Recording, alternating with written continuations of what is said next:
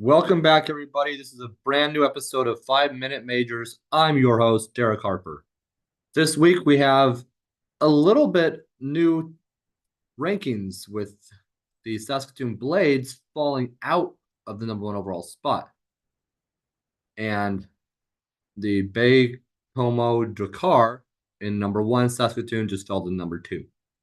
But speaking about the Blades and the other WHL teams, Everett, Prince George, Portland, Swift Current, those five still in the CHL's top 10. Again, that's half of the CHL's top 10 belonging in the WHL, which is pretty impressive to say the least.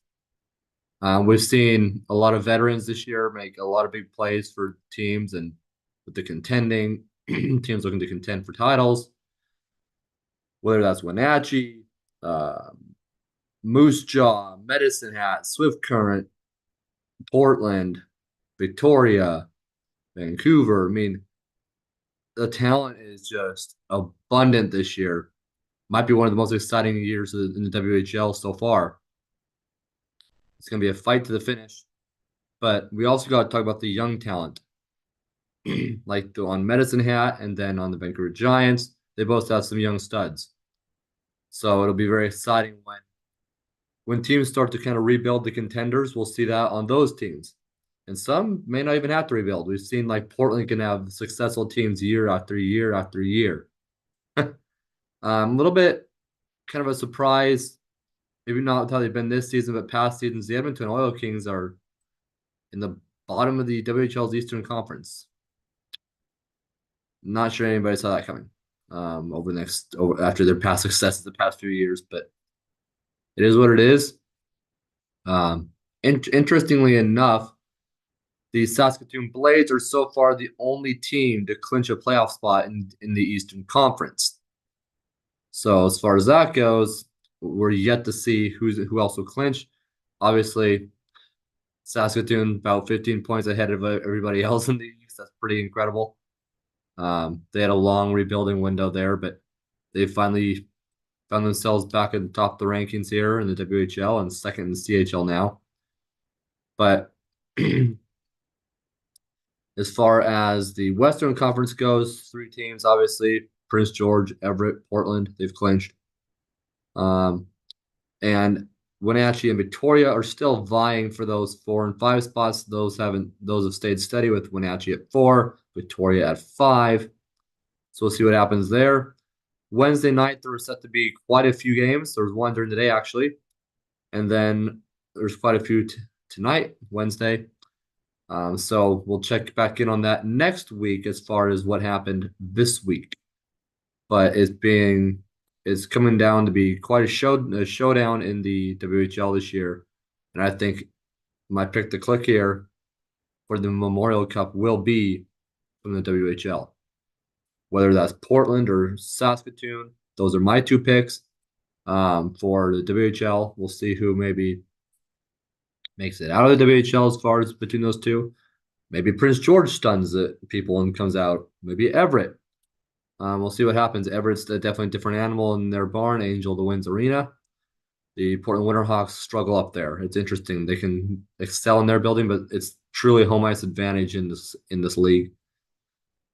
And then it's crazy how we've seen the Seattle Thunderbirds go from being one of the top teams in the league to being in the cellar now. So it's just how it goes with the major junior ranks. Over in the OHL, the Saginaw Spirit, they are still right on up there in the top 5 in the CHL, but it'll be interesting to see how things bounce around with the top 10 there once the season wraps up. But Saginaw, this year's Memorial Cup host, still in the top 10.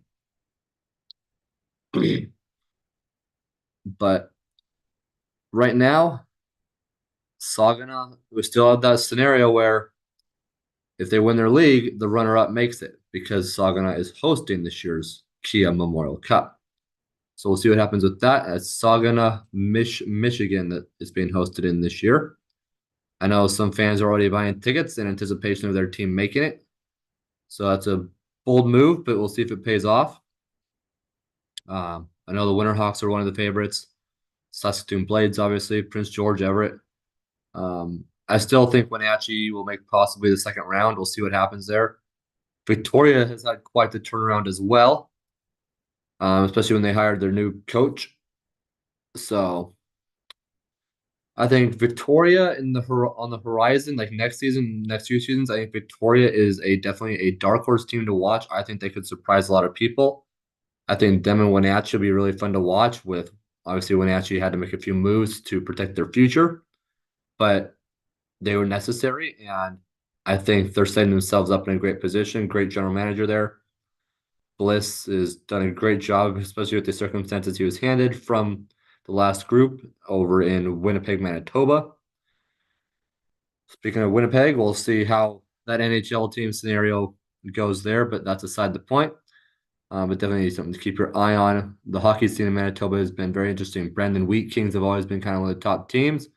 We'll see how long that lasts. Brandon will see how long, see if they maybe come back, make a run in the next few years. They seem to not be like the Oil Kings where they're like more streaky. They seem like every so often Brandon will make a fairly deep run. Calgary as well. Um, the Hitmen. So the most interesting aspect right here though is how deep the Western Conference is, and then how I mean the Eastern Conference is deep too, but you got to think about it. Saskatoon is number one in the East, and there's nobody even close. So it's kind of wild west out there, and we'll see. We'll keep track of that over the next few weeks. And check out my story for the top players of the week. Cameron Schmidt of the Vancouver Giants, WHL Rookie of the Week. Again, the Vancouver Giants continue to make positive headlines, so it's good to see on them. And the Swift Current Broncos had this week's goaltender of the week for the second time this month. So it's definitely something to keep your eye on there. Obviously, they got Connor Geeky from the Wenatchee Wild this season. So we'll see what happens as far as down the stretch run of this season. This has been this week's episode.